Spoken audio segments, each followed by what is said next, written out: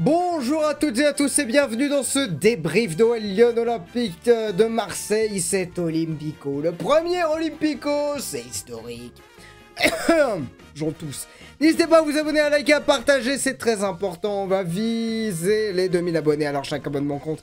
Partagez sur les réseaux sociaux, faites connaître la chaîne au maximum, je compte sur vous. C'est très important, je sais que mon fond vert a des petits soucis, mais ça sera réglé rapidement. Bon... Plusieurs trucs à dire.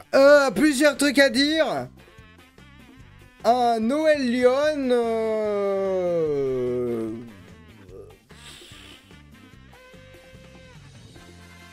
Alors là, il va falloir que vous m'aidiez en commentaire. Un Noël Lyon.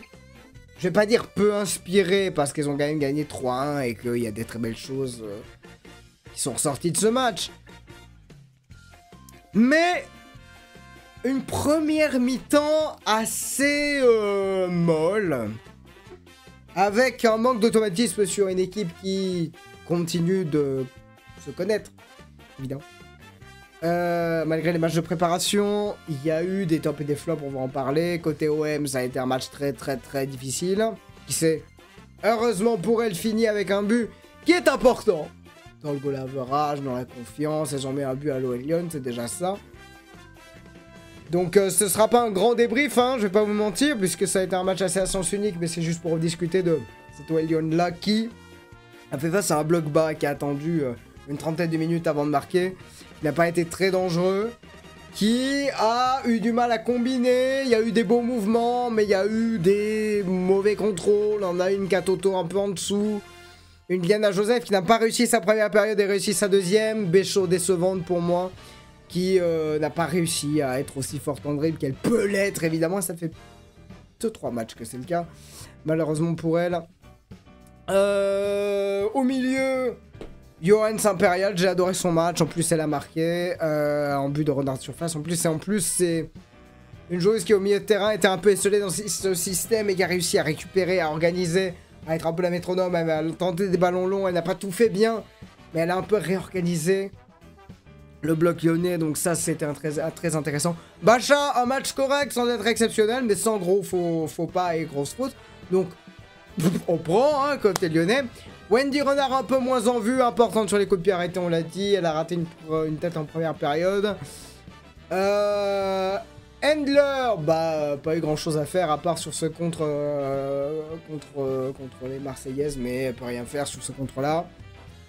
Engen, je sais pas trop quoi dire honnêtement, elle n'a pas été trop en vue par rapport à Lorenz qui a multiplié les courses et les retours. Voilà ce que je dirais côté lyonnais. Côté marseillais, Chloé Ngazi peut pas grand chose sur les 3 buts. Honnêtement, je pense que côté marseillais ça a été, on va dire le terme parce que comme disent les jeunes, flopesque. Voilà, malheureusement pour elle ça a été un peu flopesque à l'image, et ça fait mal, hein, à l'image notamment de Jody Brown, la recrue en vue de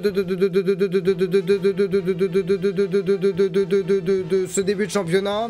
Comptez le nombre de 2 en commentaire bien sûr. N'hésitez pas à mettre le nombre exact et je mettrai un cœur à votre commentaire, c'est important. Non, oui, par rapport à ce début de championnat, Brown, pas dans le tempo. On a vu des courses se multiplier, mais elle n'a pas été seule. Elisor n'a pas arrêté de faire des courses. Herrera sur son côté pareil. Margot Lemoelle qui dans son milieu de terrain n'a pas eu les épaules assez solides pour faire face à Johans, mais aussi à Ips qui occupait beaucoup plus le milieu de terrain que... Oui, en fait, plutôt milieu de terrain Ips, pardon, parce que j'ai pas la bonne compo, lol. Mais Marseille en dessous, physiquement, techniquement, 60% de passes réussies, je sais pas où on en est maintenant. Je vais aller checker ça en détente. On en est où là? Tac tac tac, passe réussie, on en est où? 70% côté Marseille, c'est mis en seconde période, c'est ce que je me disais bien. On a fini la première période avec quasiment 60% de passes réussies, c'est très peu. Donc on va souligner le but de Mathilde Bourdieu qui fait du bien à Marseille en fin de match, là où Lyon s'est un peu déconcentré, même si ce n'est pas grave, c'est important. Un clean sheet, c'est toujours ça, seul le Paris FC l'a fait en début de championnat. Voilà. Voilà ce que je dirais avec Kézami intéressante dans son rôle défensif. J'ai bien aimé le match de Blanchard malgré les 3 buts lyonnais. J'ai bien aimé cette dernière ligne défensive qui arrivait à contrer les ballons lyonnais, les derniers ballons, bien présents dans la surface de réparation pour gêner, etc. C'était intéressant. Donc, cette équipe de Marseille, qui doit évidemment progresser, surtout dans tout ce qui est renvoi, relance de balle, où là, on n'a pas été... En fait, c'est ça. Je m'attendais au même match qu'avec le RC Lens, c'est-à-dire une équipe qui est en dessous physiquement et techniquement de son adversaire, mais qui se bat assez pour arriver à faire une surprise. Et l'OM n'a pas eu cette tactique-là, elle n'a pas voulu faire le haut pressing. L'OM a juste cherché à assurer derrière, tenter des contres, mais malheureusement devant l'imprécision technique et le retour tellement rapide de Lorenz, de Bachar, mais aussi d'Engen, n'a pas permis aux attaquants de pouvoir se montrer. C'est ça aussi, les ballons trop longs allaient directement sur Handler, donc c'est ça qui a fait mal côté Marseillais. Et côté lyonnais, c'est un très bon match en soi dans le résultat, mais il a manqué de la justesse, de la créativité.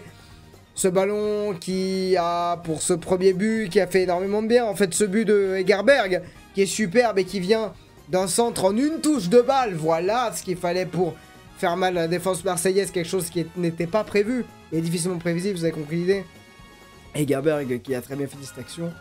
Donc voilà, c'est un résultat qui n'est pas surprenant vis-à-vis sur le papier, en tout cas, de la différence entre les deux équipes, mais qui montre à la fois que l'OL Lyon réussisse à rentrer en termes numériques, pas forcément en termes de jeu, un niveau qui pour moi en début de Champions League peut poser problème, même si c'était pas l'équipe type peut-être, même si c'était pas tous les automatismes. On verra plus tard, côté Olympique de Marseille, quelque chose à retenir, il faut faire très attention à un milieu de terrain très fragile, malgré une attaque qui est rapide mais qui ne se trouve pas. La seule, pour moi, réussite de Marseille, malgré ce score et qui a trop subi et perdu le ballon, ça aussi des pertes de balles, c'était très important côté marseillais.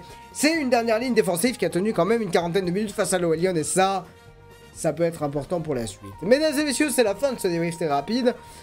On se dit demain, 19h, causerie OMG, l'épisode 2 enfin de la causerie, ça sera demain en live et n'hésitez pas à vous abonner. On vise les 1930, des dizaines, etc. pour arriver aux 2000 abonnés, je compte sur vous, tous les abonnements comptent, partagez sur les réseaux sociaux, dites, il fait du contenu sur le football féminin, c'est super, je compte sur vous, merci infiniment.